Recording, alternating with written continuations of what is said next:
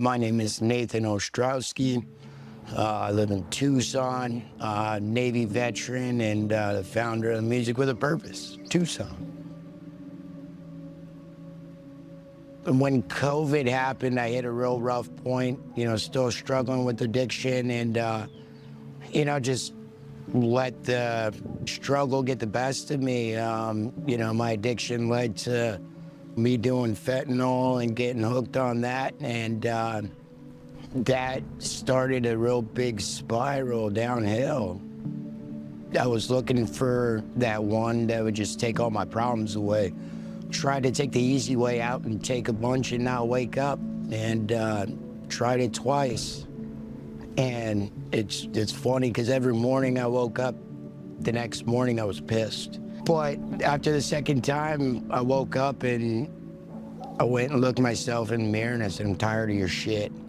So that was a pivotal point in my life where I made that decision to give up everything that I had and make the change. And so I went and checked myself into a detox, and it was rough. Did 4 days there, and then I got out, and the next month and a half was a living hell. 2 months into my recovery, I was introduced to Bufo. It was one of those things where Mike showed up at the park and said, hey, we're gonna go do this. And I said, oh shit, I'm not ready, but when are we ever ready? So I'm thankful we went to a park, middle and just a big open field, and instantly I knew it's what I needed. So 3 weeks later, I was down in Mexico. My most profound experience was on Sunday. My Sunday ceremony was floating in the ocean, but that changed everything for me. Describe it as it was my baptismal rebirth. It was a cleansing of everything that I was running from. And when everything was said and done, I felt peace and I felt self-love. It was one of the most beautiful, unexplainable experiences. For me, once I found that self-love, I found my purpose, and I couldn't be more thankful for the Siri tribe and for Mexico. I've been down here twice, but it feels like home. Finding my purpose, I knew this changed my life. And, I talked about previously being selfish. One thing I learned is selfish doesn't get you anything. Being selfless is more rewarding. So I'm like, how can I create an opportunity to help other people get this experience? So I've always been big into music. I love reggae music. So that's where the concept of Music with a Purpose of Tucson came into play.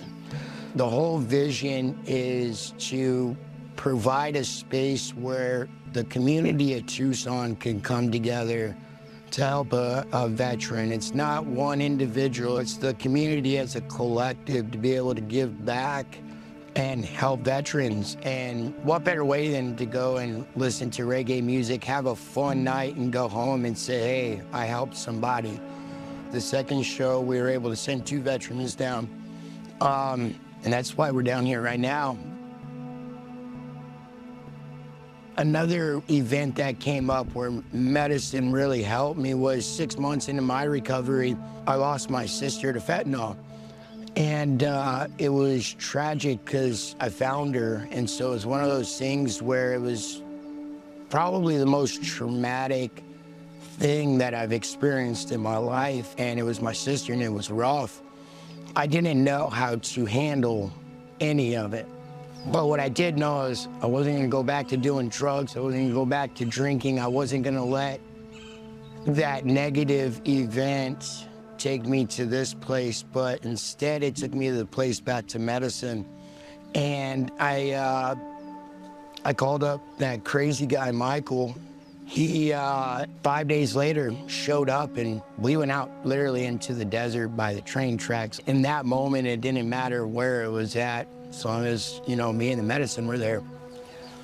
Within those 5 days after that experience, I was at peace. I see a lot of people that carry around loss their whole lives and don't realize how to handle it. And that's the things that we carry that don't serve us. And that's the beautiful thing with the medicine. I felt what I needed to feel. I felt it immensely, but it gave me a beautiful experience to where when everything was said and done, the experience was a beautiful mess, but I was able to let it go and had peace with it.